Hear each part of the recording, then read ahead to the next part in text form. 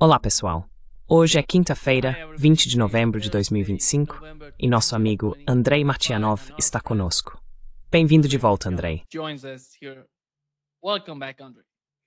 And away, Smith. Por favor, inscreva-se e clique no botão de curtir. Isso nos ajuda a alcançar mais pessoas. E Andrei, deixe-me começar com Donald Trump. Oh, meu Deus. Ele está falando sobre um plano de 28 pontos. O que é isso? Até agora, do lado russo, Maria Zakharova disse que não há nada ali a ser discutido, mas parece que eles o entregaram oficialmente aos ucranianos. O que sabemos sobre isso e quais são as reações do lado russo?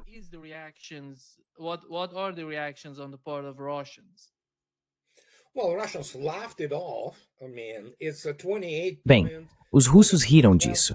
Quero dizer, é um plano de 28 pontos. Antes disso eram 12 pontos. Da próxima vez serão 42 pontos. Eu posso inventar esses planos sem parar. Ainda é uma tentativa de congelar as coisas ao longo da linha de frente atual. É inviável desde o início, por assim dizer. Então sim, eles estão brincando com ideias que já estavam na mesa lá em 2022. Poderia ter sido feito naquela época. Mas obviamente sabemos o que aconteceu.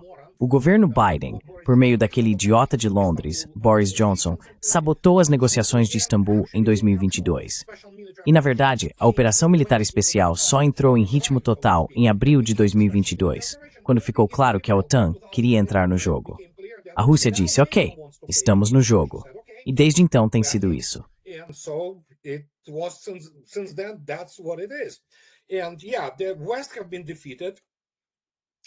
E sim, o Ocidente foi derrotado. Eles precisam encobrir essa catástrofe que já aconteceu. E claro, podemos ver como a OTAN foi desmilitarizada e basicamente humilhada. Então sim, eles vão inventar todo tipo de plano. Mas como Maria Zakharova afirmou corretamente ontem, não recebemos nada. Se tiverem algo a oferecer, por favor. Tenha em mente que Zelensky é o filho da mãe de Washington. Para Trump, é tarde demais. Agora é a guerra dele. Ele poderia ter feito diferente, mas sabemos quem ele é e o que o motiva. Então é isso. Agora eles têm que lidar com as consequências disso. E, na verdade, como o Sr. Ushakov declarou, não há consulta entre nós e os Estados Unidos sobre esse assunto. Temos contatos, mas citando-o, não há consultas em andamento neste momento. Então é isso.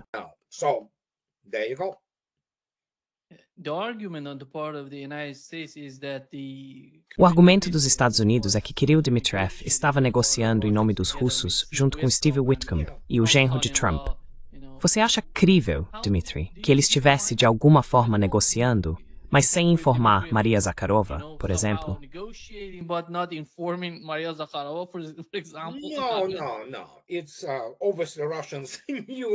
Não. Obviamente os russos sabiam o que estava acontecendo. Mas os russos são muito legalistas, o que é o único caminho a seguir. Especialmente no 80º aniversário do início dos julgamentos de Nuremberg. E houve algumas declarações significativas feitas por Sergei Lavrov, nada menos. Obviamente, os russos estão cientes. Mas a questão é que você quer jogar o jogo, como sabe, em Duna, de Frank Herbert. As formas devem ser obedecidas. Ou você obedece às formas, ou basicamente está operando fora da estrutura do direito internacional. E se você ouvir os comentários do Sr. Lavrov de 2 dias atrás, sobre o lançamento desse documentário chamado Nuremberg, ele afirmou corretamente a história dos julgamentos de Nuremberg e explicou que as ideias e a visão metafísica do direito internacional têm suas origens nos julgamentos de Nuremberg, entre muitas outras coisas, como sabemos, como as Nações Unidas, por exemplo.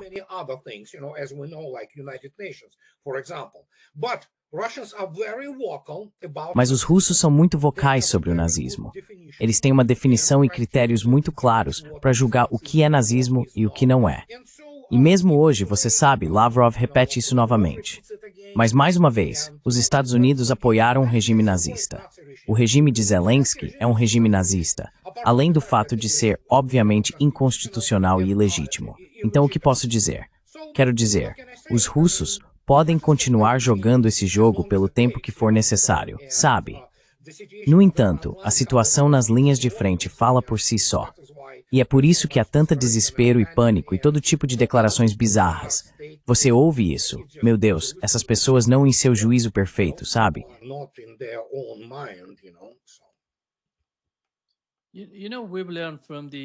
Sabe, ouvimos o chefe do Estado-Maior francês, eles estão falando sobre a França, dizer que os franceses devem estar preparados para perder seus próprios filhos.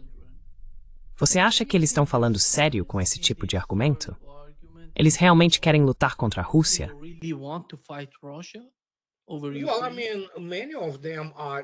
Bem, quero dizer, muitos deles são militarmente incompetentes, e eu esperaria que o nível intelectual, por assim dizer, e o nível profissional da OTAN caíssem ainda mais. Alguns acreditam nessa besteira, outros fazem isso simplesmente por conveniência política, porque acham que precisam garantir suas carreiras. Mas sim, ele se exibe como o palhaço que é. Se a França eliminar seu dissuasor nuclear independente, que é basicamente a herança do último grande francês, Charles de Gaulle, o que restará à França? Nada.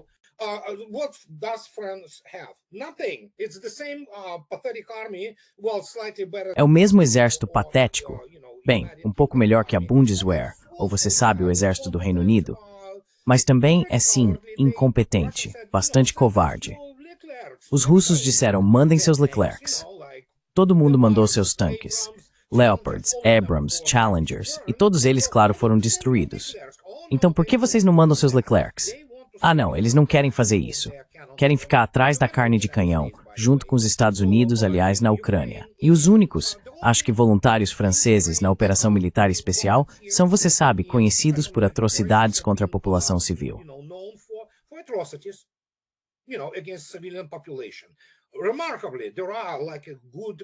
Notavelmente, existe uma espécie de antiga tradição nas relações soviéticas francesas e russo-francesas.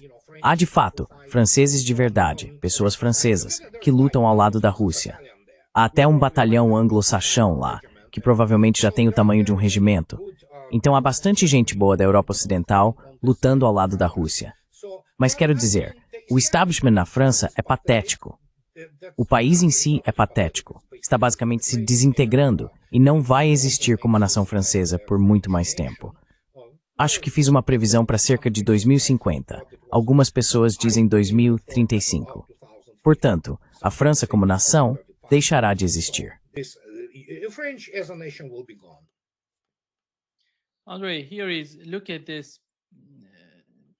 Andrei, olhe para esta imagem. Você vê que as importações da UEP da Rússia superam a ajuda à Ucrânia em 124 bilhões de euros. Se fossem honestos, você veria a diferença entre os dois. O apoio à Ucrânia é de 187 bilhões de euros, e eles estão recebendo algo em torno de 311 bilhões de euros. Eles estão enviando ajuda à Ucrânia, mas comprando da Rússia, e a diferença é simplesmente impressionante. Olhe para isso. Parece que a realidade está sendo ignorada na Europa. Apesar de tudo que está acontecendo agora na Ucrânia, a realidade de uma Europa sem a Rússia... Bem, eles estão tentando dizer que podem sobreviver sem a Rússia. Você pode sobreviver, claro, mas está em declínio.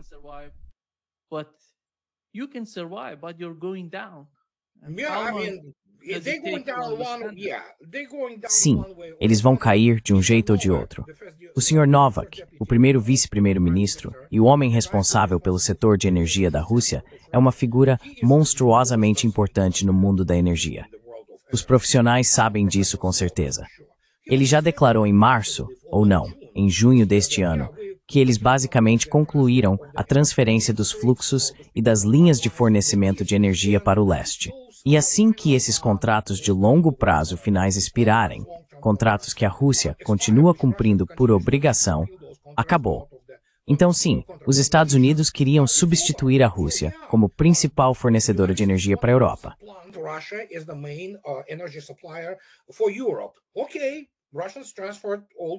Certo. Os russos transferiram todos aqueles fluxos de energia para a Índia, bem, principalmente para a China e outros lugares. Os Estados Unidos não têm capacidade para fazer isso. Então eles vão acabar usando todo tipo de coisa, como madeira, lenha, para aquecer suas casas e coisas do tipo. Basicamente, a indústria deles está sendo paralisada neste exato momento.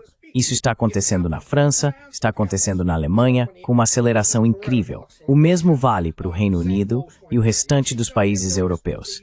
Eles fizeram sua escolha, deitaram na cama que arrumaram e agora terão que dormir nela. Então sim, a Europa, como potência industrial, está sendo apagada.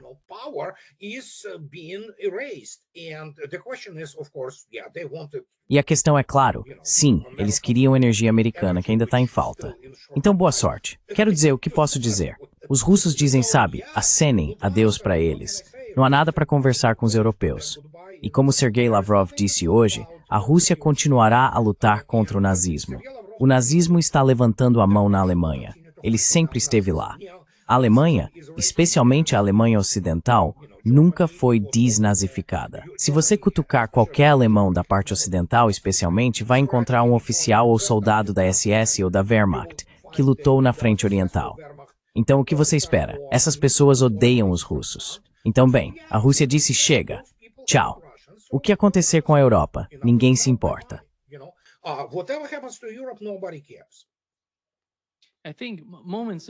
Acho que há poucos instantes, antes de entrarmos ao vivo, Andrei, soubemos que Putin disse que os objetivos da operação militar especial devem ser alcançados sem exceção. Isso é uma reação ao chamado plano de 28 pontos de Trump.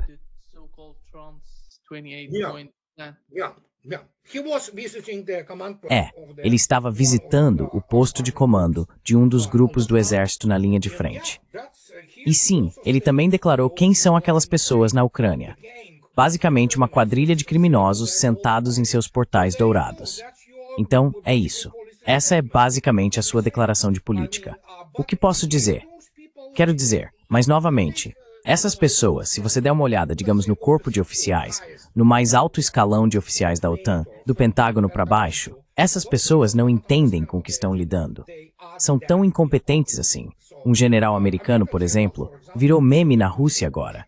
E essas pessoas, sem falar naqueles palhaços da França, que ainda acham que são uma grande potência, ou no Reino Unido, que nem conseguem enviar uma brigada completa, armada e com uma tabela adequada de organização e equipamentos para a linha de frente.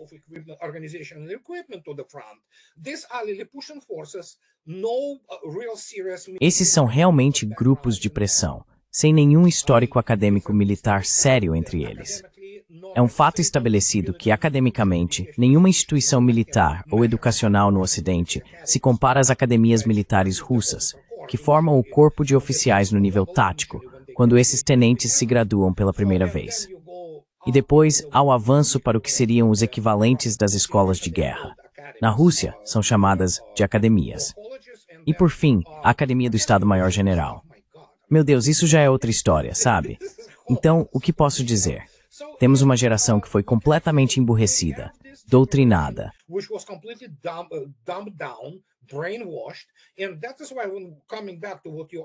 E é por isso que, voltando ao que você me perguntou inicialmente, eles são sérios. Alguns são. Eles realmente acreditam nisso. Eles não entendem o que estão fazendo. Mas a realidade é que a camada mais realista dos profissionais militares e de inteligência que ainda permanecem lá, eles estão gritando em alerta, tipo, meu Deus, estamos acabados. Então, se alguém realmente quer lutar contra a Rússia, bem, fique à vontade, veja o que vai acontecer. E esses cretinos, quando dizem, ah, sim, o exército francês, precisamos preparar, sabe, mais 1000, seja lá o quê, caras, o exército inteiro de vocês seria aniquilado em 2 semanas.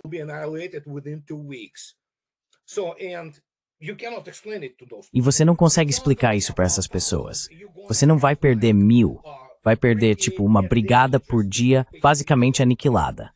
Como você explica isso para eles? Eles não têm a formação profissional adequada. Eles não estudam operações. O que eles estudam? Bem, você sabe o que eles estudam. A Guerra do Golfo, como acabar com exércitos de terceira categoria. É a única coisa que eles estudam. E então, de repente, eles viram o que a Rússia pode fazer só com a mão esquerda, com a direita amarrada nas costas. E alguns deles estão começando a entrar em pânico.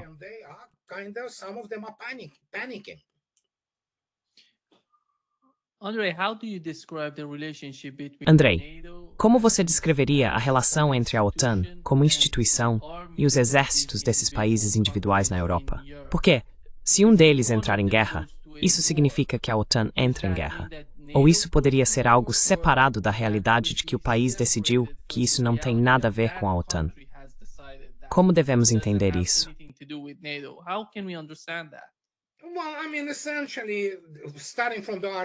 Bem, quero dizer, essencialmente, a partir do artigo 4 até o artigo 5, grosso modo, trata-se de como cada país individual decide contribuir e responder se uma guerra começar, digamos assim.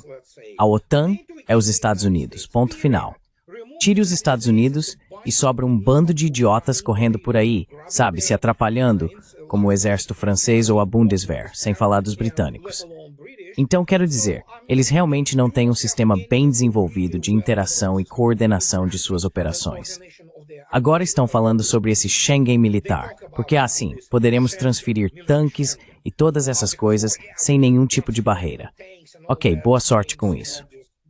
Without any kind of the barriers. Okay, good luck with that. The problem is that do you have required force? O problema é, você tem a força necessária?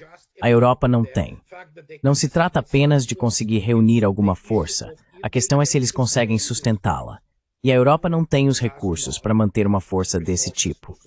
A Rússia tem. Mesmo os Estados Unidos não têm os recursos para sustentar uma força significativa. Estamos falando de forças combinadas capazes de conduzir operações na escala do que é a operação militar especial. E isso foi comprovado empiricamente, sem sombra de dúvida. Só idiotas que vivem em uma realidade alternativa não enxergam isso. Então sim, eles não entendem isso. Mas para qualquer mente militar ou econômica séria, está claro o que está acontecendo.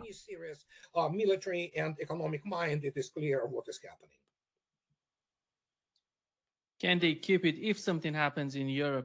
Eles conseguiriam conter isso?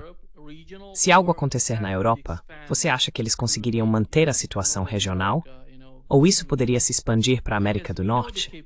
Porque nós conhecemos as capacidades dos países envolvidos, e esses neoconservadores nos Estados Unidos acreditam que se algo acontecer, a Europa pode servir como uma zona de amortecimento. Mesmo sacrificar a Europa não é algo tão grave para eles. É meio impressionante ver as coisas dessa forma, mas se formos a esse extremo para entender o que aconteceria, como você enxerga as reações se algo dessa magnitude ocorresse na Europa?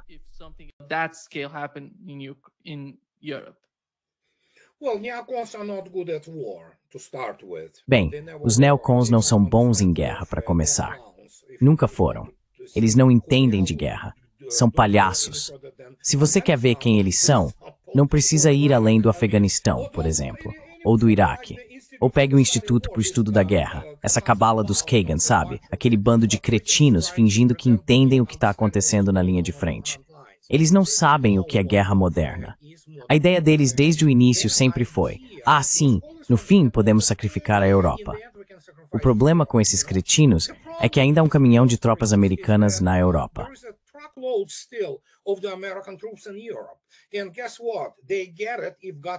E adivinha só, eles vão conseguir, se, Deus me livre, algo começar por lá. Seriam aniquilados bem rápido, porque o exército dos Estados Unidos não tem nenhuma defesa aérea real. A Força Aérea dos Estados Unidos é extremamente superestimada. Basicamente, uma campanha de marketing. A realidade é que ela não consegue operar de forma eficaz em um espaço aéreo de campo de batalha moderno, que é altamente restritivo, não apenas por causa das defesas aéreas, mas também porque eles nunca enfrentaram nada parecido. Eles nunca enfrentaram uma força aérea de nível mundial.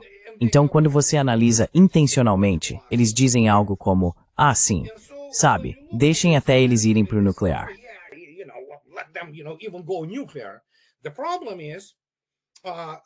O problema é que há cerca de 50 mil soldados norte-americanos em algumas instalações, como o local do Aegis Ashore em Devicelo, alguns na Polônia e outros lugares, e eles desapareceriam nas primeiras 48 horas se os europeus decidissem fazer algo estúpido.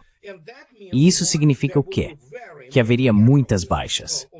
Em um único dia, os Estados Unidos ultrapassariam o número de soldados mortos em 10 anos de guerra no Afeganistão.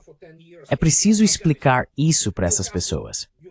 Mas considerando que os nova-iorquinos não são bons em matemática, nem em operações, é preciso explicar a eles o que está acontecendo, o que vai acontecer. Então, qual seria a resposta dos Estados Unidos?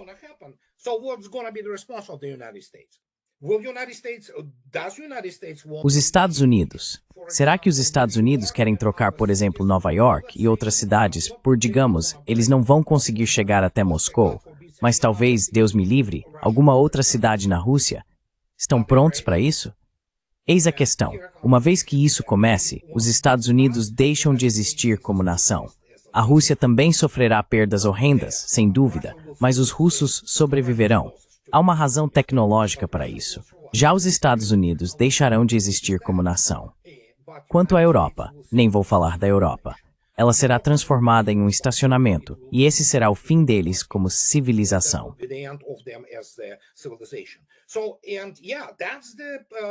Então, é isso. Essa é a perspectiva. Eu sei que há várias pessoas no Pentágono que ainda mantêm um certo grau de profissionalismo e compreensão do que está acontecendo. Aqueles coronéis e brigadeiros dos departamentos operacionais do Estado-Maior Conjunto ainda podem ir e dizer àqueles generais políticos dos Estados Unidos que não entendem de guerra, que passaram a vida bajulando e se promovendo. Cara, você entende o que está acontecendo?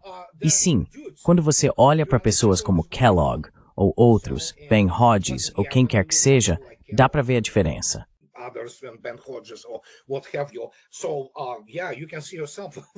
Então você pode ver por si mesmo o que está acontecendo. Eles literalmente vivem em uma realidade alternativa. Eles não entendem com o que estão lidando. E bem, quero dizer, estou nisso há mais de 10 anos tentando educar as pessoas. E continuo dizendo, gente, esqueçam. Os Estados Unidos não são a superpotência militar que é retratada nos filmes de Hollywood. A realidade é completamente diferente. E os Estados Unidos são, na verdade, fracos. Convencionalmente, os Estados Unidos são fracos. É por isso que é uma nação com viés nuclear. Estará pronta para recorrer ao nuclear imediatamente, porque seria derrotada em um confronto convencional.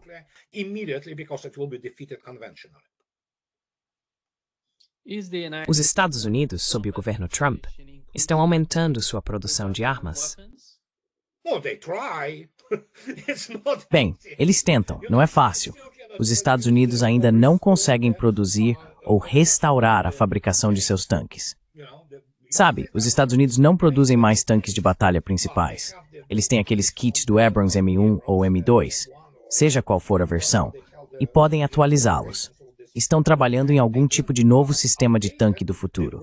Há um enorme problema com a produção de mísseis, obviamente, e isso vai continuar assim. Os Estados Unidos simplesmente não têm mais a capacidade de aumentar a produção com facilidade. Sabe, eles não vão igualar a Rússia. De jeito nenhum. Todo o conjunto da OTAN não consegue igualar a Rússia em termos de armas de alta precisão.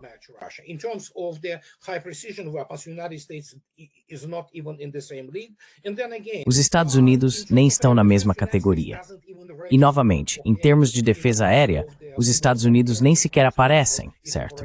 Em termos de defesa aérea moderna e de como ela opera, incluindo o que é chamado basicamente de ABM estratégico que eles estão tentando construir agora, eles chamam de cúpula dourada. Então, provavelmente vai ser ouro falso mais uma vez. O problema é que eles não conseguem parar nada. Não conseguem. Você não consegue. O TAD fracassou miseravelmente em Israel. O PAC-3 agora é uma anedota, um meme, certo? E quando você olha para isso, o que mais eles têm? 30 deles? Meu Deus. E mesmo assim, vão interceptar alguma coisa? Talvez uma ou duas. E é isso. Os Estados Unidos simplesmente não têm nenhum fator de mitigação em um Deus nos livre, grande confronto nuclear.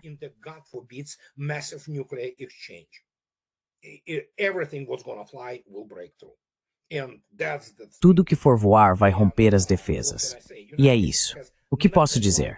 Os Estados Unidos não têm nada parecido com o S-235, nada como o S-500 ou o S-550.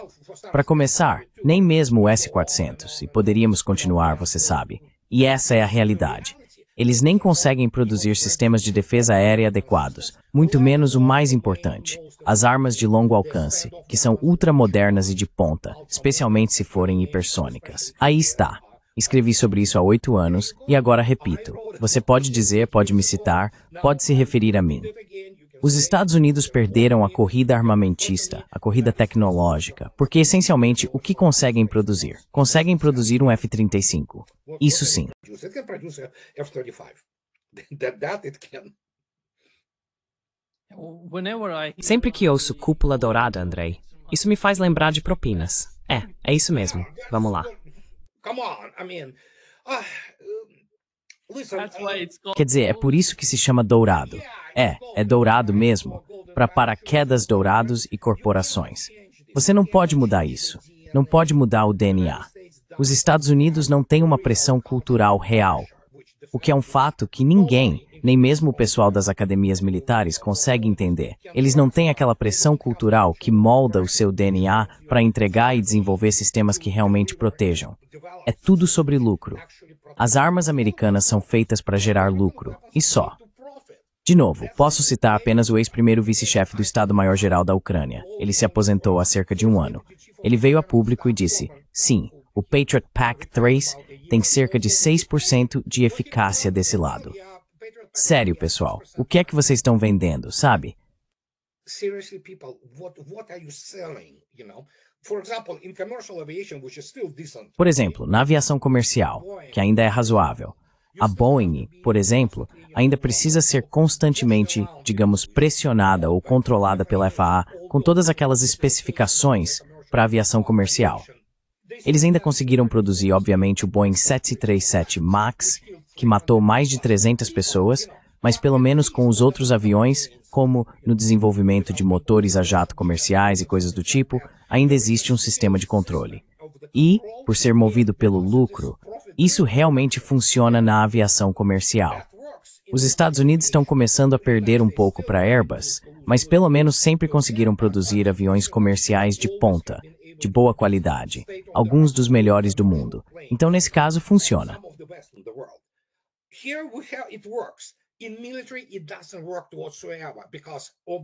No exército, isso não funciona de jeito nenhum, porque, obviamente, quero dizer o quê? Você quer me dizer que algum CEO da Raytheon acredita nisso? Primeiro, a maioria deles não entende o básico sobre uma guerra de verdade. Então, se eles acreditam ou entendem que, os russos ou chineses, querem atacar os Estados Unidos, não vão. Quem compra essa besteira? Quero dizer, só mortais doutrinados. Bem, você tem a Rand Corporation, um bando de cretinos também, que ficam lá escrevendo todas essas chamadas doutrinas de defesa, basicamente tirando todo tipo de porcaria do nada.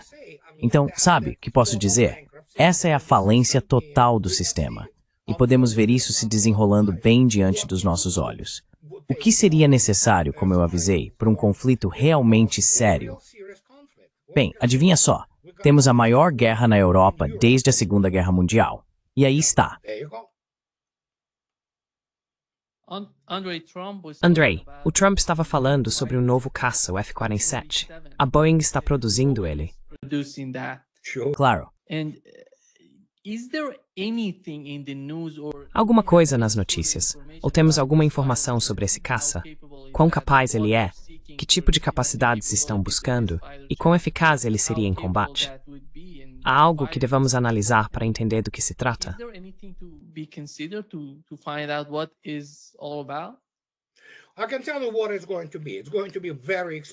Posso te dizer como vai ser. Vai ser muito caro. Isso eu posso te garantir. Quero dizer, muito, muito caro. Bem, primeiro, temos que agradecer àquela estúpida Lockheed, que inventou essa quinta geração e toda essa porcaria. Eles produziram o que chamam de furtividade, sabe? Bem, na verdade são aeronaves de baixa observabilidade. E isso vem sendo desenvolvido desde os anos 1960.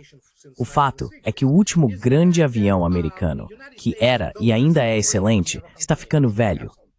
O F-15, essa máquina extraordinária, era realmente mas está se tornando obsoleto hoje em dia.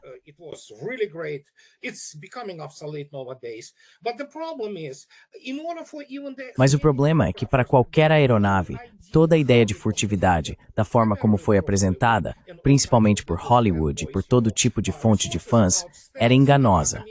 Quero dizer, só ter aquelas formas não significa que você seja realmente furtivo. Eles não entendem que o processamento moderno de sinais não se importa muito com o quão furtivo você é.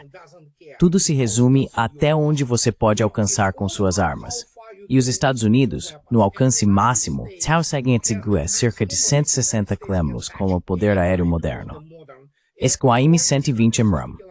Eles afirmam que chega a 180, mas ninguém jamais viu ele voar Silvermore. Nobody saw it ever fly, that far. Of course, there could be all kinds of the reports that, oh my Claro, God, pode haver todo tipo de relatos. Meu Deus, ele voou 2.000 quilômetros, sabe? O problema é que até mesmo o R-77, o russo, que eles chamam de Abramsky por algum motivo, bem, é basicamente uma solução comum, essencialmente para um míssil ARAR, já ultrapassa 200 quilômetros. E houve abates reais com ele, totalmente confirmados empiricamente em situações de combate. Agora, é claro, existe o R-37, que tem um alcance de 400 quilômetros. Então, os Estados Unidos nem estão nesse jogo. Não importa o que digam. Avião-foguete de sexta geração pode chegar à órbita baixa da Terra. É possível? Bem, em algum momento, provavelmente, eles estarão voando assim. Is it possible? Well, at some point of time, probably they will be flying like this. The issue here, again, they still continue to. A questão aqui, mais uma vez, é que eles continuam correndo por aí com essas ideias idiotas, sem entender que a Força Aérea dos Estados Unidos nunca voou, nos tempos modernos, em um ambiente de defesa aérea proibitivo. Ponto final. Eles não sabem o que é isso. Ninguém na academia da Força Aérea dos Estados Unidos ou sabe, no War College, ou seja, lá qual for o nome de todas essas organizações, eles não têm a menor ideia. Eles não entendem como isso funciona. Não entendem como se faz interferência, como se faz o balanceamento. Aliás, o que você vai fazer contra o R-37, que é hipersônico? A propósito, Mach 6. Então tenta aí. So yeah, try. Just basic physics, basic, vectors and see for É apenas física básica, sabe? Vetores básicos. E veja por si mesmo até onde é possível ir com um alcance de 200 quilômetros. E tudo isso já foi confirmado em abates em combate. Não sabemos todos os nomes dos ases russos, mas o Su-57, Su-35 e Su-30 realizaram feitos impressionantes em combates além do alcance visual. Então, o que eles vão inventar? Tanto faz. Primeiro, é preciso desenvolver um sistema de armas. Cada coisa, um navio, um avião, seja o que for, é uma plataforma. A função deles é matar. A função deles não é parecer com o F-35, que ainda não consegue voar direito, sabe? like F-35, which cannot fly properly still, your task to carry the weapons and touch. Sua tarefa é transportar as armas e mantê-las o mais longe possível do inimigo. Os Estados Unidos nem estão no mesmo nível. E então há o USS Columbia, que deve ser lançado em breve. Sim, os Estados Unidos objetivamente precisam modernizar sua frota de dissuasão nuclear, que, como sabemos, ainda é composta principalmente pela classe Ohio. Na verdade, não principalmente, são apenas submarinos de mísseis estratégicos da classe Ohio. Eles estão construindo o Columbia, que provavelmente será enormemente caro, chegando a até 10 bilhões de dólares por casco. Mas o que ele transporta?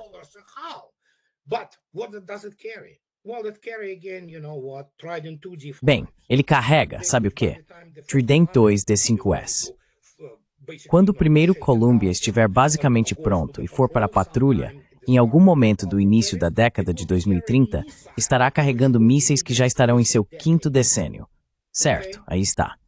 E muitas pessoas ainda não conseguem entender o que está acontecendo, enquanto os russos já têm a classe Borei, que são submarinos de última geração.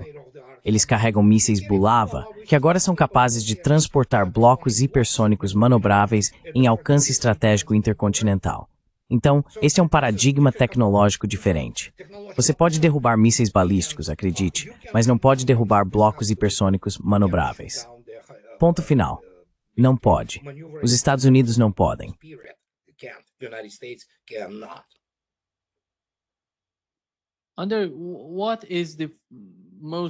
Qual é o caça mais, o mais furtivo que os Estados Unidos têm? É o F-15 ou o F-35? F-15, F-35? No. The most stealthy, they call it F-35. Não. O mais furtivo deles chamam de F-35. O Su-35 vem perfeitamente, assim como vem o F-22. Isso já foi comprovado várias vezes na Síria, porque sabe, tudo isso tem a ver com processamento de sinal e desenvolvimento de radar. E sim, os pilotos americanos também tentaram travar mira no Su-35 na Síria.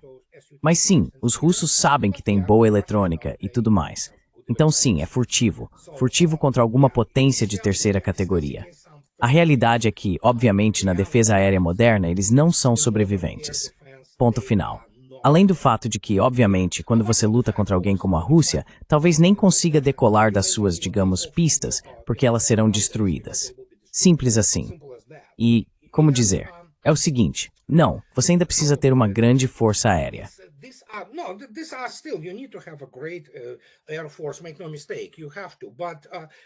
Não se engane, é preciso fazer isso. Mas a Força Aérea dos Estados Unidos não é o que se mostra, sabe? Como em Top Gun Maverick e coisas do tipo.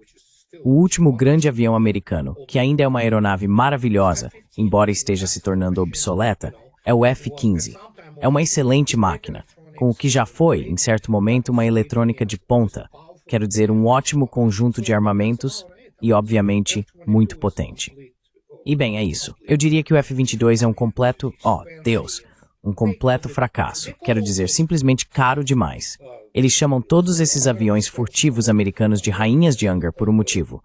É preciso algo como 30 horas de manutenção para 1 hora de voo. É simplesmente ridículo, sabe? Então, quero dizer, horrível.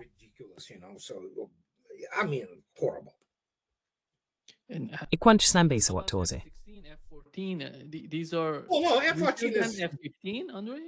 Esses são... Não, o F-14 era o avião embarcado, com suas capacidades muito exageradas.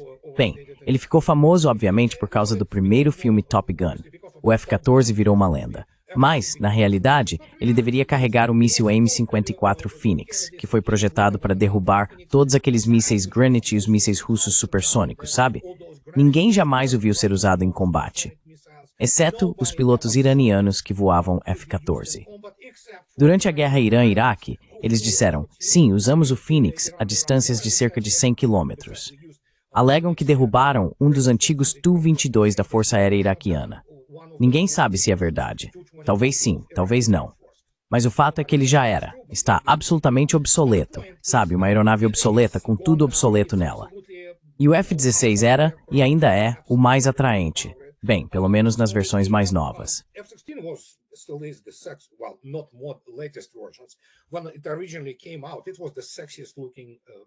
Quando ele foi lançado originalmente, era a aeronave de aparência mais sexy do mundo.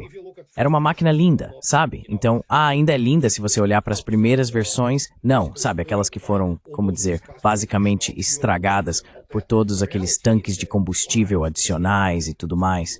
Mas a realidade é que as linhas, a silhueta, tudo, é beleza. E voava lindamente, obviamente. Então sim, esse foi o último grande avião americano. O F-18 é um cavalo de batalha, obviamente, para a Marinha dos Estados Unidos. E sim, como eu já disse, esse foi o fim. Depois disso, o que eles produziram? O F-35, um peru adorável, essencialmente, sabe? Que basicamente não funciona. E depois o F-22, que foi concebido para lutar em algumas batalhas aéreas estúpidas que nunca teriam acontecido contra aviões russos. Você mesmo viu o que aconteceu quando a Ucrânia perdeu mais de 600 aeroplanos em combate em encontros com a Força Aérea e a Defesa Aérea russas.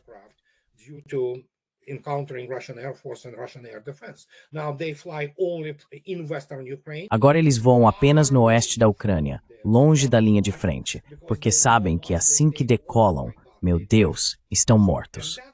Essa é a realidade do combate aéreo moderno. Você não precisa ser piloto para entender como isso funciona, especialmente a matemática e a física por trás disso. Então, é isso que temos. Eles precisam inventar algo, como os Estados Unidos fizeram. No começo riram das armas hipersônicas, e de repente isso se tornou um assunto quente. Sabe, todo mundo se lembra de Trump 2020? Ah, sim.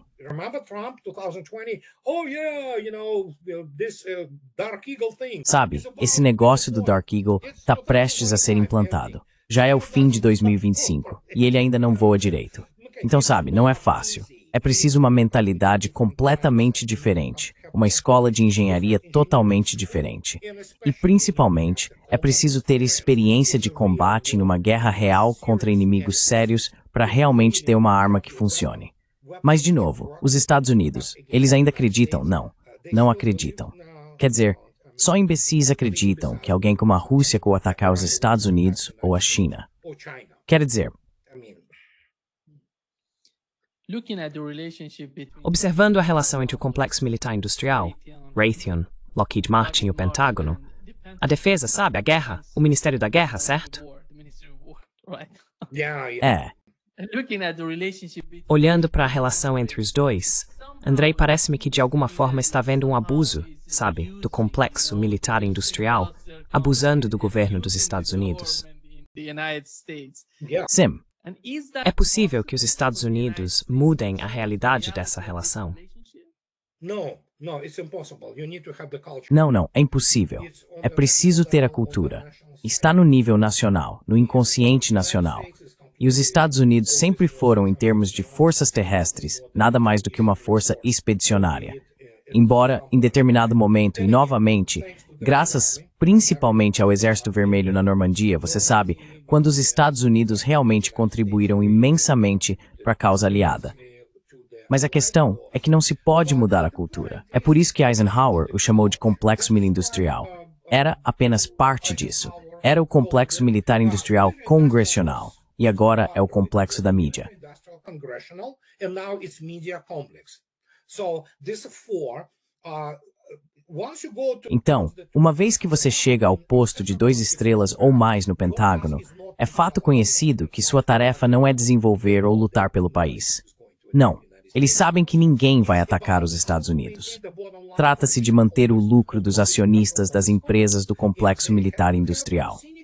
E eles precisam dessas sinecuras. Esses generais adoram seus, digamos, salários adicionais, por assim dizer, além de suas pensões. Porque você sabe, Lord Vader, lembra? Então, esses generais americanos acabam nos conselhos de todo tipo de complexo militar industrial. on the boards of the all kinds of the military industrial corporations. They are not there to consult. They are not there. I mean, Eles não estão lá para consultar. Eles não estão lá.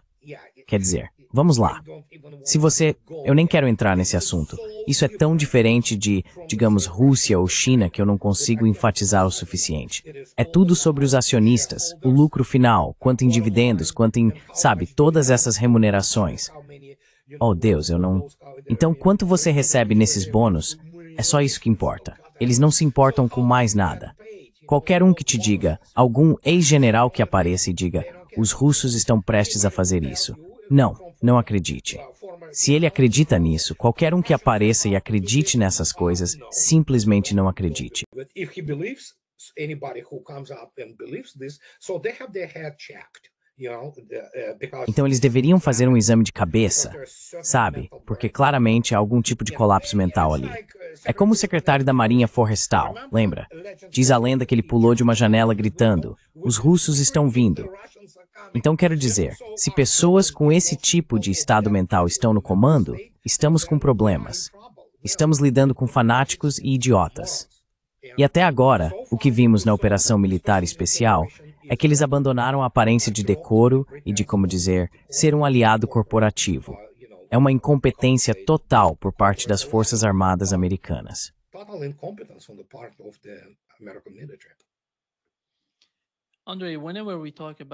Andrei, sempre que falamos sobre a economia dos Estados Unidos, o principal problema neste momento, como apontam os economistas, é que os Estados Unidos não estão produzindo.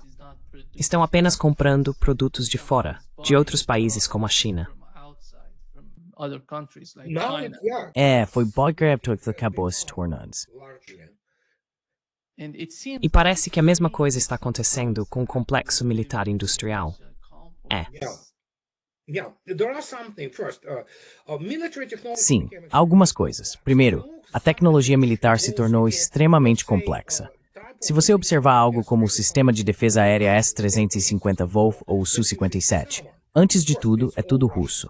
É preciso entender isso, desde a eletrônica até todo o resto. Pode haver um ou dois componentes da China, sabe, às vezes um resistor ou um capacitor aqui e ali. Mas muitas pessoas, como eu já disse, ainda ficam surpresas ao saber que os russos produzem sua própria litografia, não apenas microchips. Eles realmente produzem microchips, de até 60 nanômetros e até menos, e os fabricam com seus próprios equipamentos, que foram obtidos há muito tempo. Equipment which was obtained long time ago, but today Russians produce their own. Mas hoje, os russos produzem sua própria tecnologia de máquinas de litografia. Eles começaram com 360 nanômetros. As pessoas dizem, sim, é tipo... Não, é Pentium 2, pessoal, para quem não sabe. E, na verdade, cerca de metade de todos os microchips do mundo que ainda estão em operação estão nesse nível. Aqueles que não entendem, bem, é porque o nível de conhecimento tecnológico deles não vai além do iPhone que usam. Mas no próximo ano vai ser 90 nanômetros. Quero dizer, as máquinas, não apenas a produção. Os russos produzem microchips mais do que suficientes para o complexo militar industrial, mas isso vai cair para 90. E então, bem, na verdade dizem 26 nanômetros. Isso vai cobrir praticamente 90% dessas necessidades.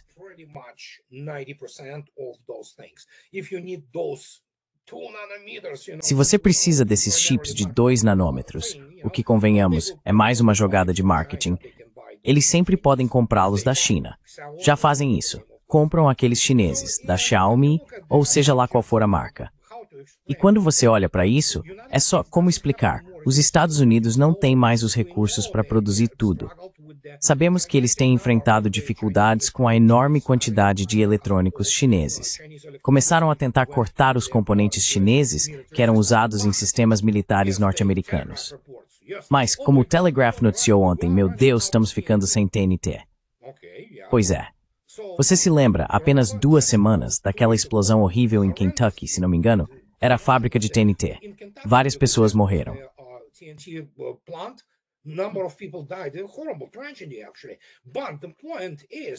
Uma tragédia horrível, na verdade.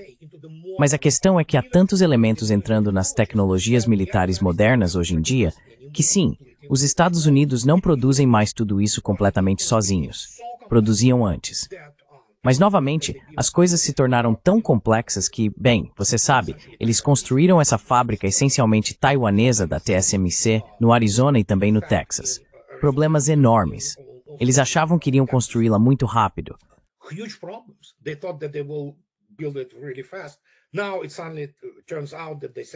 Agora, de repente, acontece que eles estão dizendo, bem, considerando o primeiro sistema deles, no estilo de uma fábrica de suor na fundição de chips de Taiwan, os americanos não são taiwaneses, eles não vão tolerar, e com razão, nenhum tipo dessas condições, basicamente um trabalho de fábrica exploratório, sabe?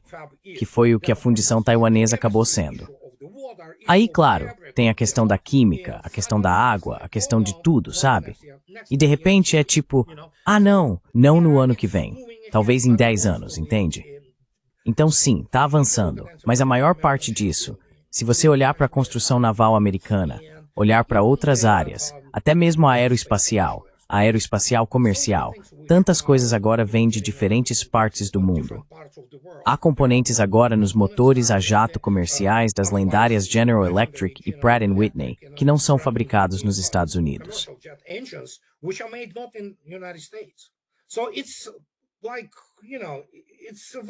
Então, é como, você sabe, é um sistema muito complexo. E é por isso que eles nunca entenderam realmente com o que estavam lidando, os russos. Piada russa, mas na verdade é verdade.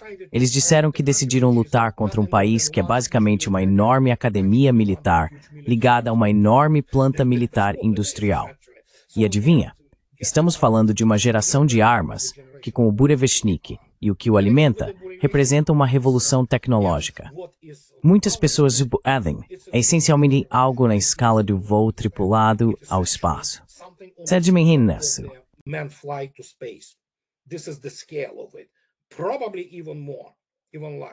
Provavelmente ainda mais, ainda maior, porque isso abre o caminho para isso. E os russos e chineses já estão trabalhando no desenvolvimento de uma base lunar. Depois disso vem a exploração e a mineração de todos aqueles recursos maravilhosos. Só os mortais acreditam que Elon Musk pode nos levar até lá com foguetes químicos. Você não consegue explicar para eles que, pessoal, não é assim que funciona. Mas sim, estamos diante de uma mudança de paradigma tecnológico. E então, é claro, estamos diante de uma mudança de paradigma geopolítico. E qualquer pessoa que ainda tenha um pouco de bom senso e não esteja delirando, entende que o Ocidente acabou. Já era. É apenas uma questão de tempo, uma questão da forma como a capitulação será assinada.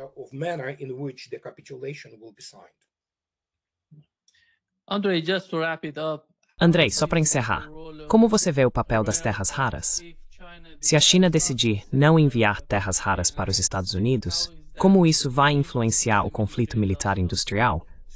E se a China decidir não enviar minerais de terras raras para os Estados Unidos? Rare earth, well, I mean, Chinese will. Terras raras. Bem, quero dizer, os chineses obviamente vão usá-las como alavanca. Mas sim, é algo muito sério. Sem elas, meu Deus, você está acabado. É por isso que os russos estão, na verdade, desenvolvendo as suas próprias agora. A Rússia tem todos os minerais e metais de terras raras. É só que eles estavam, em sua maioria, digamos, parados, porque era mais fácil comprar da China. E urânio, por exemplo, do Cazaquistão. Agora, de repente, o campo de urânio de Yampolskoy está sendo desenvolvido muito rapidamente em Yakutia. E há várias instalações de minerais de terras raras na Rússia que estão sendo modernizadas e ampliadas. Facilities in Russia which are being updated and developed. So, yeah, I mean, everybody understands. Então sim, quero dizer, todo mundo entende que é preciso ter energia. Todas aquelas coisas realmente incríveis para produzir algo tão extraordinário quanto esses reatores nucleares muito pequenos na faixa de megawatts. É tipo, sério. De novo, como eu disse, uma revolução tecnológica. Muitas pessoas ainda não entendem. Elas acreditam que o caminhão da Tesla e o iPhone são revoluções tecnológicas. Você não pode consertar essas pessoas. Elas são burras, e lamento dizer isso. Não é uma ofensa. Mas a realidade é que é aqui que a verdadeira inovação tecnológica aconteceu. E a próxima coisa será, obviamente, e os russos estão chegando perto disso, um ciclo completamente fechado de reatores nucleares, sem nenhum tipo de resíduo.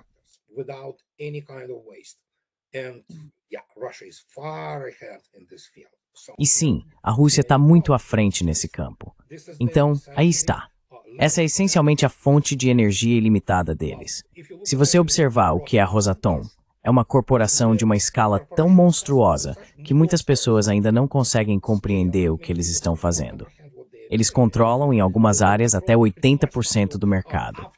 E agora temos a confirmação de que a Índia quer construir porque está muito interessada em quebra-gelos movidos à energia nuclear. Eles também estão muito interessados na rota marítima do Ártico. Então aí está.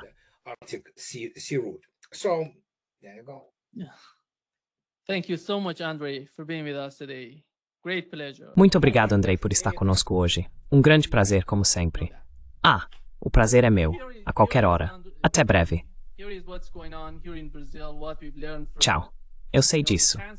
Mas é o seguinte, Andrei, Pepe. Veja o que está acontecendo aqui no Brasil, o que descobrimos. Sabe, o chanceler da Alemanha veio ao Brasil e quando voltou para a Alemanha disse: Senhoras e senhores, vivemos em um dos países mais bonitos do mundo.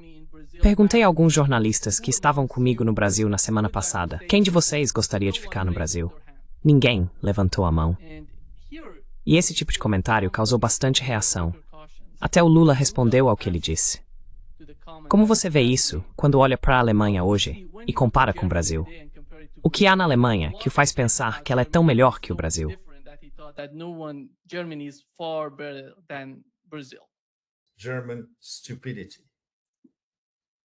Estupidez alemã. Mesmo que eu estivesse tentando um loop hegeliano, ou talvez um loop schopenhaueriano, Schopenhauer sabia que a estupidez era inerente à raça humana, e obviamente ele pensava isso especificamente sobre os alemães, é claro. Esse cara, o chanceler da BlackRock, é desprezado até dentro da Alemanha, por toda a antiga DDR e também por várias partes da Alemanha Ocidental. Obviamente eu vi o que ele disse sobre o Brasil. Foi além da estupidez, em escala intergaláctica, porque foi algo improvisado. Isso significa que ele realmente quis dizer aquilo. E em termos de superar a estupidez anterior, vocês se lembram do Borrell? Todos vocês, nosso público, se lembram do Borrell.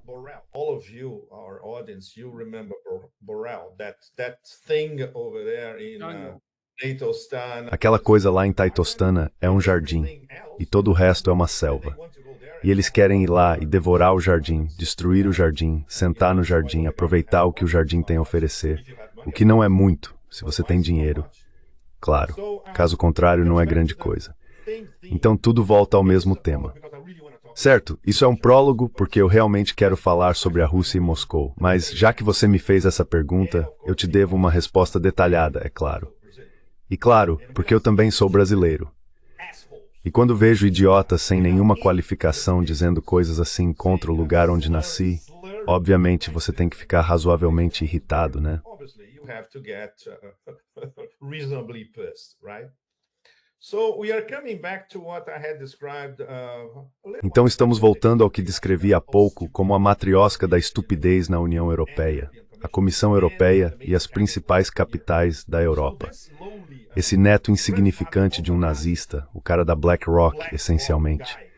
Anos atrás, alguns dos meus bons contatos empresariais alemães me diziam: cuidado, esse cara vai se tornar chanceler da Alemanha um dia. Acompanhe-o, olhe o histórico dele. Ele é extremamente perigoso. E é esse o sujeito que as elites de Davos querem que governe a Alemanha. Se bem me lembro, Nima, isso foi provavelmente antes mesmo da Covid. Então eles falavam sobre isso por volta de 2017 ou 2018. No fim das contas, você sabe, ele conseguiu. Mas ele não tinha nada a oferecer à Alemanha ou ao Brasil com sua visita.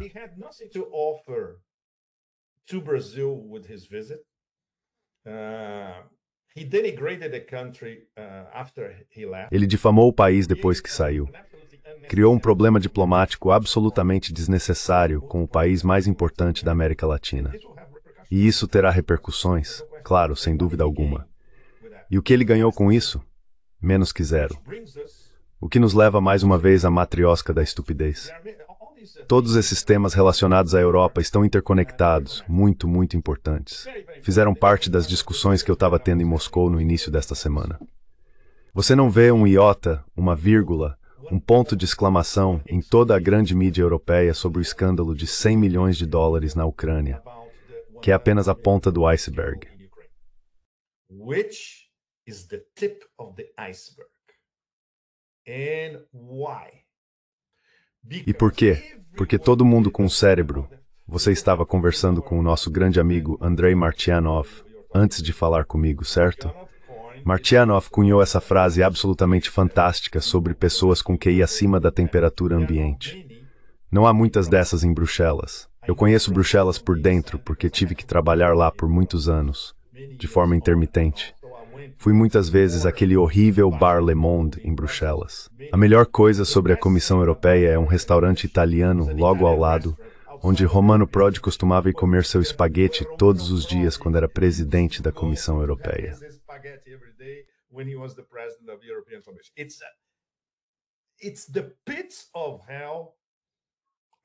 É o fundo do poço do inferno, mega kafkiano, Pete.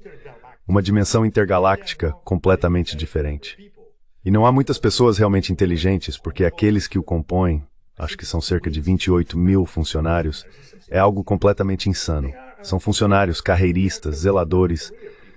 Só se preocupam com uma coisa: o dia em que vão se aposentar com pensão integral sem impostos. Isso significa um salário gigantesco pago em euros, e depois podem escolher seu destino favorito no sul global para se aposentar. Então, obviamente, não estamos falando towards de Unlimited Science for.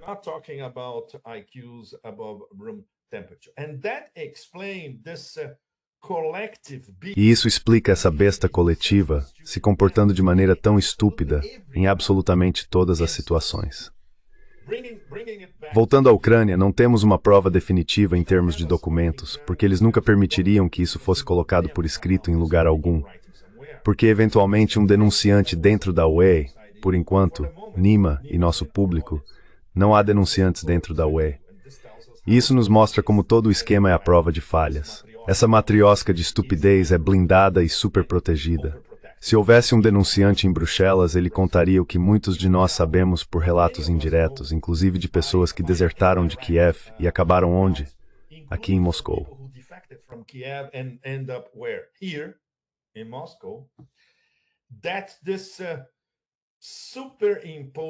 Essas camadas sobrepostas de propina e corrupção no regime de Kiev como um todo são essencialmente inacreditáveis.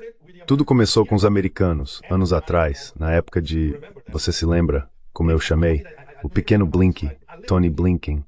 Há uma conversa famosa que todo mundo em Moscou conhece, entre Blinken e um dos principais caras do regime de Zelensky. Era sobre os famosos 10% para o chefão, que foi o caso com Biden.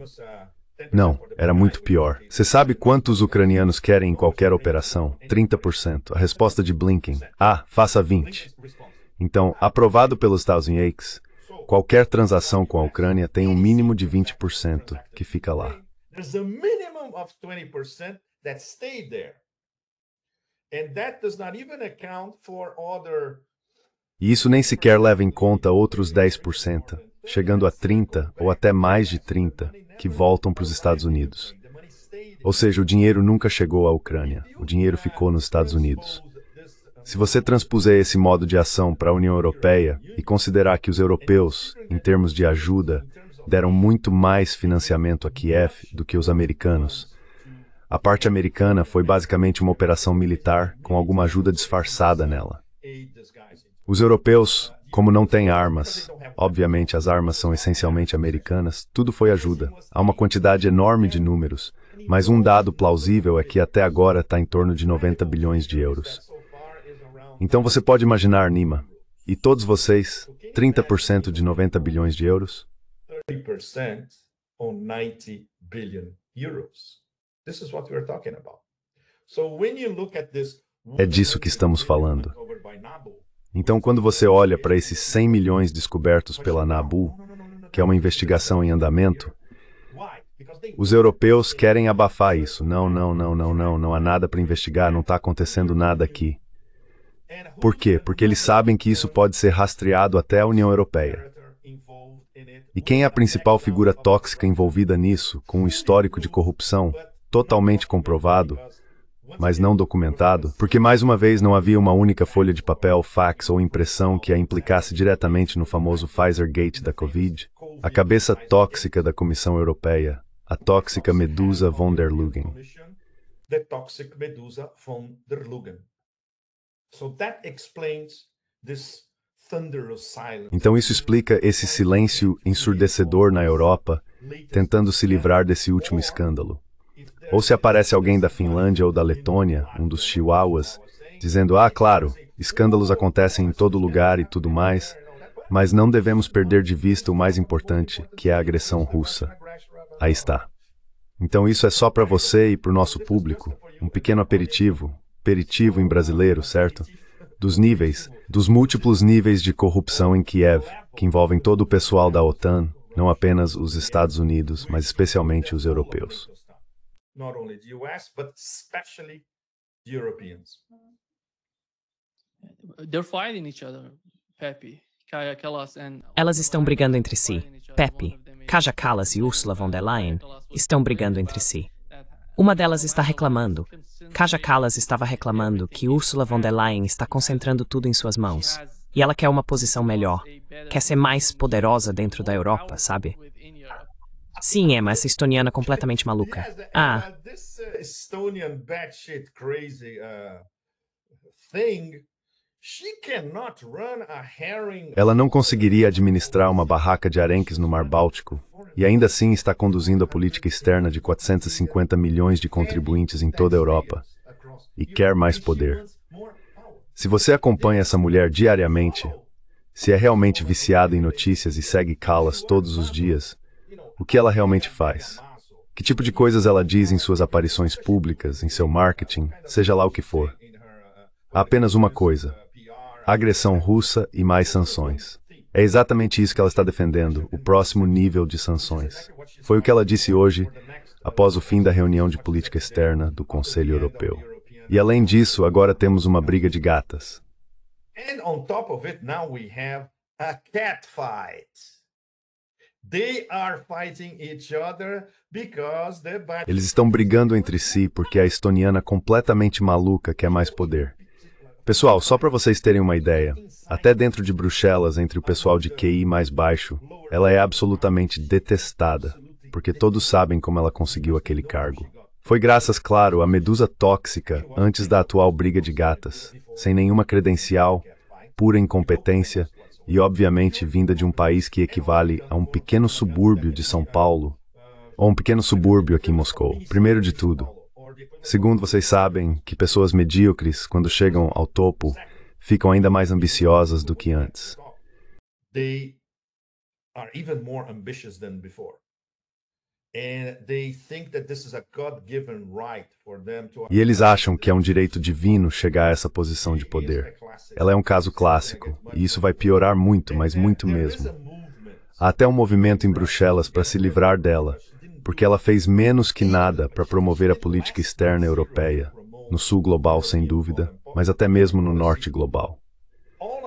Agora, a questão é que os americanos nem sabem quem é Kaja Kallas. Eles não falam com ela porque sabem que ela vale menos que nada, que não tem importância alguma. Você consegue imaginar se estivessem discutindo um plano de paz para a Ucrânia? Será que ligariam para Bruxelas pedindo para falar com Kaja?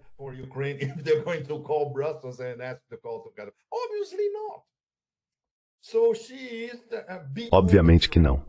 Então ela é totalmente irrelevante.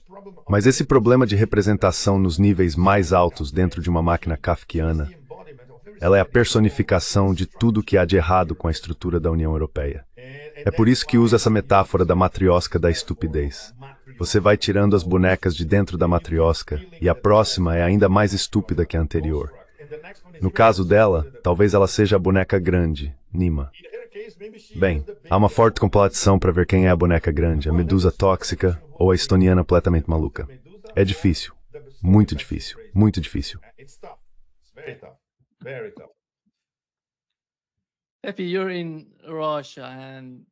Effie, você está na Rússia e os Estados Unidos estão falando sobre esse novo plano de 28 pontos do presidente.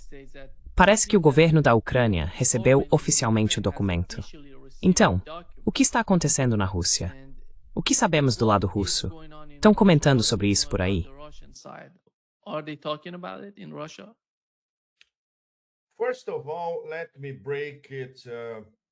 Antes de tudo, deixe-me revelar isso. Acho que vou revelar aqui no podcast para você e para o nosso público. Ontem tivemos uma entrevista exclusiva muito longa de 2 horas com Maria Zakharova. Online, entre outros, estavam o juiz Knapp e George Galloway. E ao vivo no estúdio da TASS em Moscou, frente a frente com Maria, estavam Larry Johnson e eu, junto com o chefe de um clube de discussão de diálogo russo relativamente novo, de altíssimo nível. Eles trazem convidados, especialmente dos Estados Unidos, para conversar com militares russos de alto escalão, acadêmicos, doutorandos, economistas e assim por diante. Por isso, no início desta semana, nossos amigos Alastair Crook e Larry Johnson estiveram lá. E eu venho a Moscou de tempos em tempos, como você sabe, por todos esses motivos.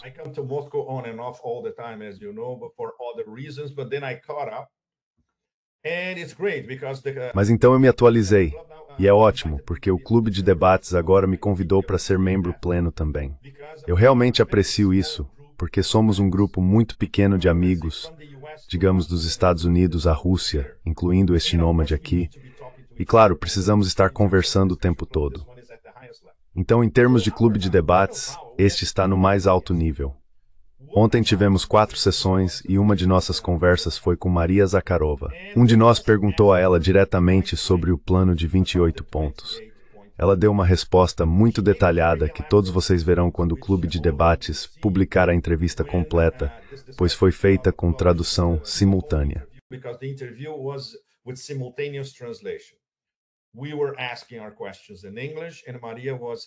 Nós fazíamos nossas perguntas em inglês e Maria respondia em russo. Aliás, eu nunca vi uma tradutora, Henrietta. Nunca vi uma tradutora tão competente. Você consegue imaginar, Nima, e o público, traduzir Maria Zakharova para o inglês sem um único erro, por 2 horas seguidas? E você sabe, quando Maria começa a falar, ela é como um Kalashnikov verbal, certo? E claro, ela traduziu nossas perguntas para o russo perfeitamente. Maria nem precisava ouvir o final delas, porque já entendia tudo pelas primeiras frases. Então, competência por todos os lados. Resumindo a história, a resposta dela foi: não recebemos nada dos americanos. Então, o caso está encerrado.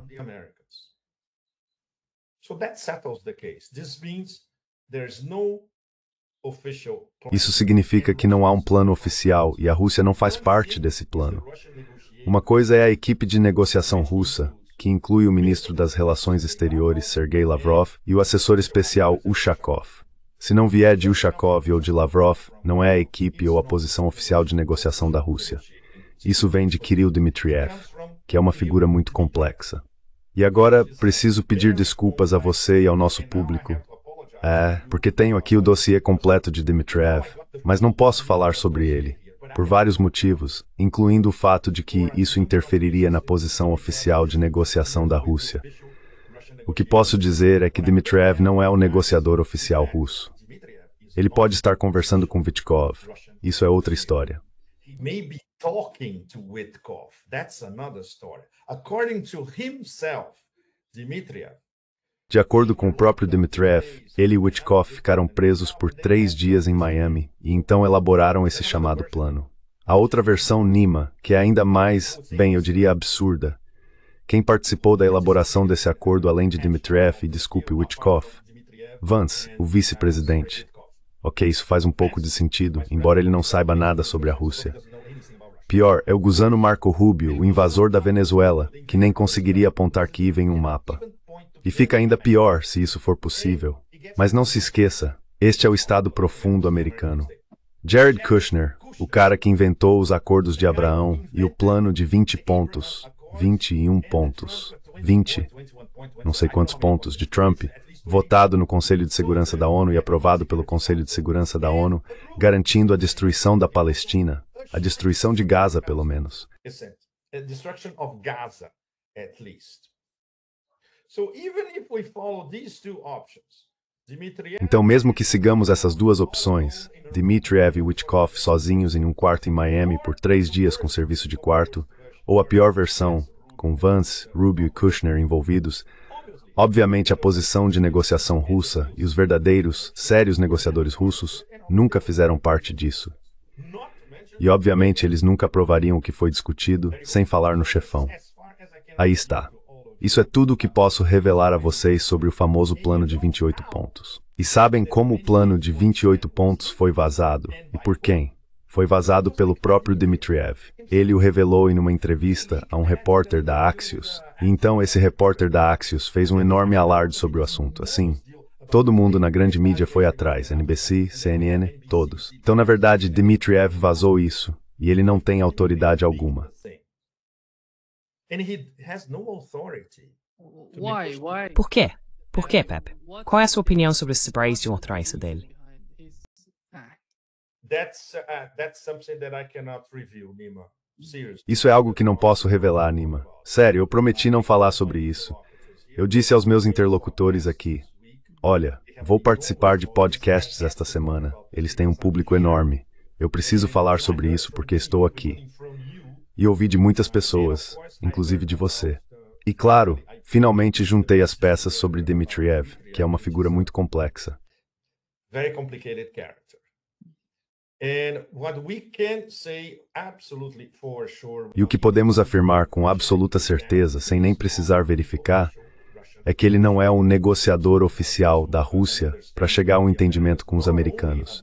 Não apenas sobre uma possível resolução na Ucrânia, mas sobre a reconfiguração das relações entre os Estados e a Rússia, que é o grande assunto. Então tudo faz parte do pacote, o Tratado START, voos diretos, reabertura de embaixadas, o que você quiser.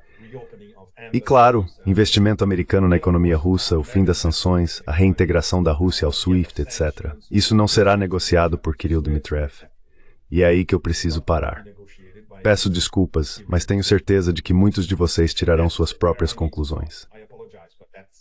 I'm sure many of you will draw your own conclusions. Pepe, como você vê a situação na Ucrânia sob o governo de Zelensky? Você acha que Zelensky está em processo de ser removido do poder? Of course, the thing is how. Claro, a questão é como. Agora, isso é mais ou menos inevitável, e há um consenso aqui entre pessoas bem informadas, think tanks, acadêmicos, pessoas próximas ao aparato de inteligência, de que é apenas uma questão de tempo. E, obviamente, quem vai tirá-lo de lá?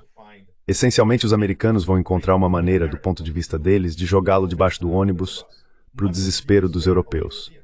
E isso se conecta ao que estávamos discutindo há alguns minutos. O escândalo de corrupção.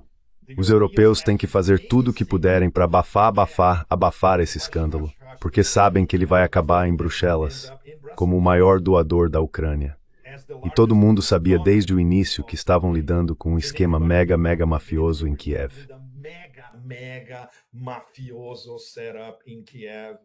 The oligarchs, the neonazis, Os oligarcas, os neonazistas, os assessores, Você escolhe.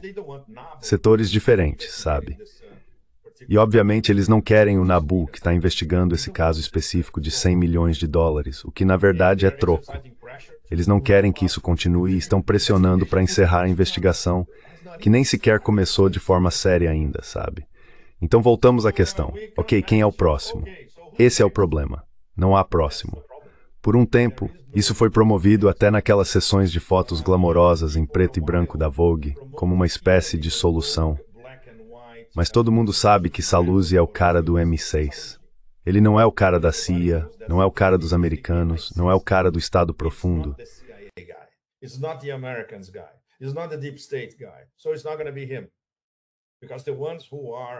Então não vai ser ele, porque quem está organizando essa transição, entre aspas, são os americanos. Então estamos mais uma vez em uma situação de vazio. Mas eles sabem disso aqui. Aqui, Nima, em nosso público, o nível de compreensão da situação em Kiev e no restante da Ucrânia é muito alto. Eles acompanham tudo.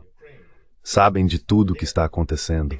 Têm, é claro, seus próprios informantes, células e assim por diante. Sem falar dos ucranianos que desertam o tempo todo, ou dos ucranianos que conseguiram deixar o país e têm parentes aqui na Rússia.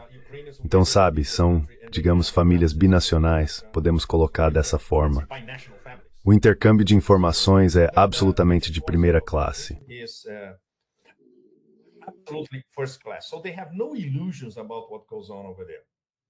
Então, eles não têm ilusões sobre o que acontece por lá, enquanto essa camarilha mafiosa em Kiev tem todo tipo de ilusão sobre os americanos, sobre os europeus e também sobre os russos. Portanto, é muito desigual. O nível de informação e o nível de processamento dessa informação são muito, muito desiguais. Mas aqui, de modo geral, percebe-se uma atmosfera de continuamos fazendo o que estamos fazendo, mesmo que leve para sempre. O que fazemos no campo de batalha é o que decidimos fazer desde o primeiro dia no campo de batalha, certo? Estamos desmilitarizando não apenas a Ucrânia, mas toda a OTAN ao mesmo tempo. Isso vai continuar. Não há discussão detalhada sobre territórios. Vou dar outro exemplo. Uma das outras entrevistas que fizemos ontem foi com o general Abtialaudinov. Ele é, como muitos de vocês sabem,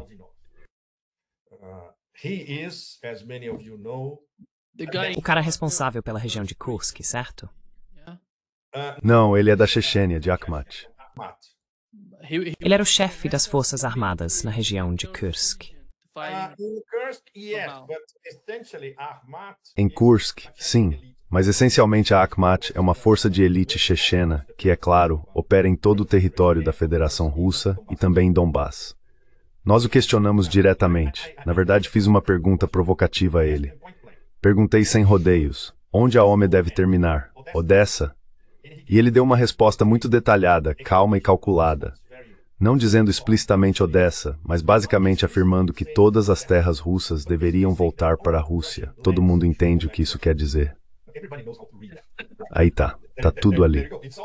Nima, o grande ponto é que isso vem de um dos mais altos comandantes militares russos, não apenas agora, mas nas últimas décadas. Esse cara é de primeira linha em termos de ciência e conquistas militares. Ele falou sobre a operação dos caras que passam pelos dutos iranianos e aparecem do outro lado. The subterranean pipes and showing up on the other side. He talked about that as well. And he's a very... Ele falou sobre isso também. E ele não é pretensioso. Sabe como ele se descreve? Ele nos disse, olhem pessoal, eu sou um soldado. Além disso, sua modéstia e sua força de caráter foram muito impressionantes de ver. Realmente muito impressionantes. E isso foi no fim do dia. Ele tinha tido reuniões o dia todo, estava cansado, já eram umas 19 horas depois de um dia inteiro. E mesmo assim, ficou conosco por 1 hora. Do ponto de vista dele, ele gostou da interação com estrangeiros, é claro, com estrangeiros visitando a Rússia. Mas quando você observa o quadro completo, um soldado de primeira classe, condecorado no mais alto nível, e o homem e a personalidade por trás disso, fica claríssimo que eles estão fazendo a coisa certa com as pessoas certas. E eles não têm pressa. Aí está.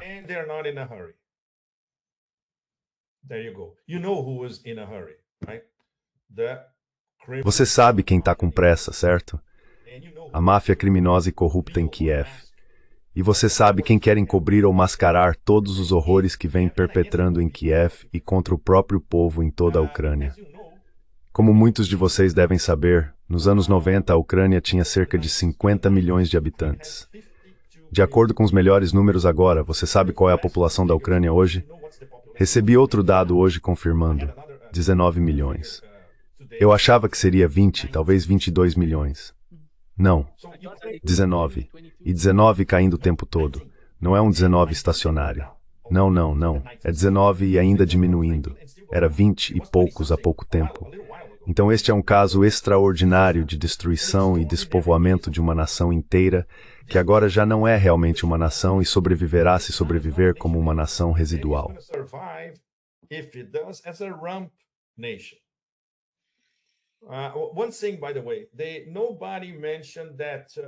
Uma coisa, aliás, ninguém mencionou que a conquista do território iria até a Transnistria, fechando o Mar Negro para a Ucrânia. Essa é uma hipótese de trabalho, algo que está sendo discutido em certos círculos por aqui. Há pessoas que são, como posso dizer, não agressivas, mas mais patrióticas, mais nacionalistas. E em termos de, veja, para cortar a cabeça da cobra, precisamos nos livrar da cobra de vez. E para nos livrarmos da cobra, a cobra não é apenas Kiev, a cobra é a OTAN. É preciso garantir o controle do Mar Negro pela Rússia, considerando que o fator do Mar Negro foi e continuará sendo de tudo o que a OTAN vem fazendo há décadas.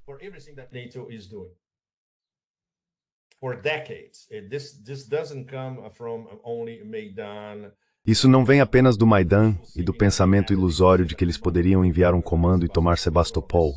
Não, não, não. Isso vem do pensamento da OTAN já nos anos 1990.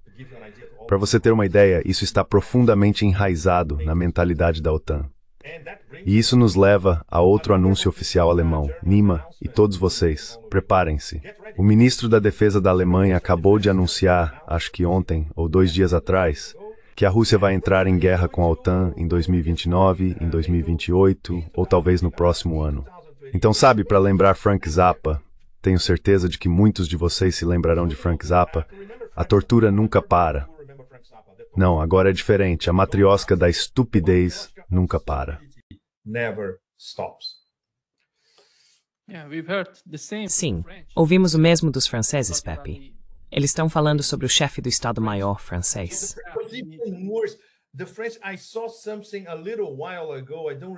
Os franceses, vi algo há pouco tempo, não lembro onde. Era ainda mais absurdo, algo do tipo, nossos filhos precisam ser sacrificados. Exatamente, ele disse a mesma coisa. Era isso. Toda vez que abrem a boca, em termos de QI, claro, é uma projeção de baixo QI.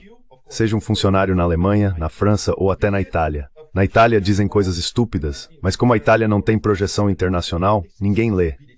Só se você lê italiana que sabe o que estão dizendo.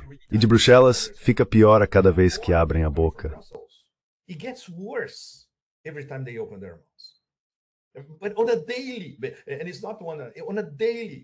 Mas no dia a dia, tudo está interligado. O escândalo na Ucrânia, a estupidez indo completamente além dos limites, o medo deles de que a corrupção acabe chegando a Bruxelas e haja uma conexão direta entre Kiev e Bruxelas em, eu diria, um circo ou um redemoinho de corrupção, e o fato de que estão completamente deixados de lado pelos americanos. Seja qual for o plano de 28 pontos ou o plano de menos 32 pontos, há apenas uma coisa que os une a todos. Não existe Europa. Zero contribuição, percepção, sugestão ou influência europeia, seja o que for. Pepe, só um instante, sinto muito, pessoal, mas terei que avaliar depois.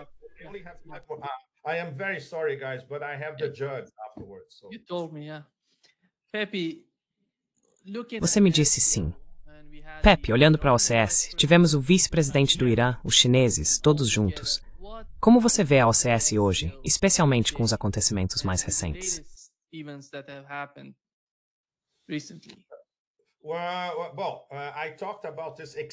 Bem, eu falei extensivamente sobre isso mesmo antes de Tianjin, que foi apenas 3 meses, quando você pensa bem. Aquele foi o encontro dos chefes de Estado. A cúpula desta semana aqui em Moscou, no início da semana, foi o Conselho de Chefes de Estado. Então tivemos muitos número 2, alguns ministros das Relações Exteriores. Jaishankar, da Índia, esteve aqui como ministro das Relações Exteriores, mas tivemos, por exemplo, o primeiro-ministro da China, Li Qiang. Também tivemos o vice-presidente do Irã, Aref. Portanto, foi realmente num nível altíssimo e, claro, Putin conversou com todos eles. E isso, se não me engano, por favor me corrijam se eu estiver errado, foi a primeira vez que Putin declarou oficialmente que a OCS é essencialmente um bloco de poder. Sim. Uau, isso é imenso. Putin não desperdiça palavras à toa. Não. Mas basicamente o que ele está dizendo é que este é um bloco de poder formado pelos atores mais importantes da Eurásia. Talvez só falte um, a Turquia. Por quê? Porque ninguém confia em Erdogan. Mas no essencial, este é o topo do topo, a maior parte da Eurásia, agindo como um bloco de poder, sentando-se à mesma mesa, discutindo não apenas segurança, mas também geoeconomia, investimento e a formação de um banco de desenvolvimento da OCS muito, muito importante, que esperamos ser mais eficaz do que o banco dos BRICS, o NDB. E mais uma vez eu tinha um dossiê sobre o NDB e ele não é muito animador.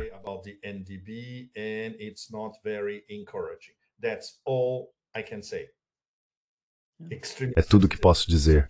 Um assunto extremamente sensível, portanto muito importante. No início desta semana, uma das minhas primeiras entrevistas foi com Sergei Glaziev. Agora podemos dizer que há também um elemento de amizade. Ele nos convidou para seu escritório como chefe do Estado da União da Rússia e Bielorrússia. Isso é algo muito, muito grande. E tivemos uma conversa ampla, boa parte dela fora do registro, incluindo uma discussão sobre o NDB também. Mas estávamos falando sobre os próximos passos em, sem dizer o nome, desdolarização, e sobre o que, segundo Glaziev, os americanos poderiam fazer para tentar eliminar sua dívida de 38 trilhões e crescente, certo?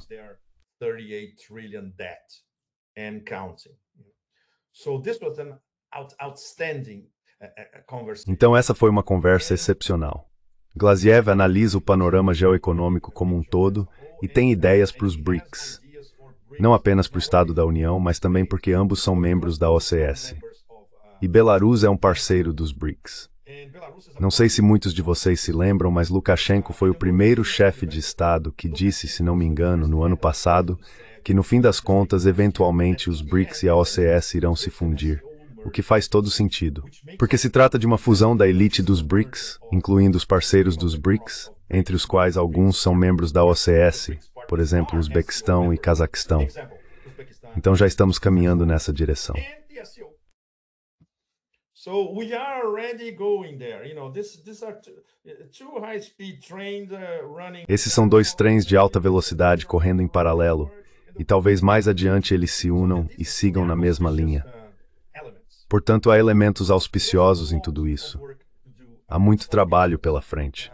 Por exemplo, agora há uma nova conversa sobre o BRICS Pay, que é uma forma de contornar o SWIFT pouco a pouco. Mas os conflitos internos dentro do BRICS e o fato de que alguns estão mais assustados do que outros em relação às sanções americanas, e alguns estão menos motivados do que outros a se desvincular do SWIFT, significam que esse pode ser um caminho longo. Eu diria que é aspecto negativo de tudo isso.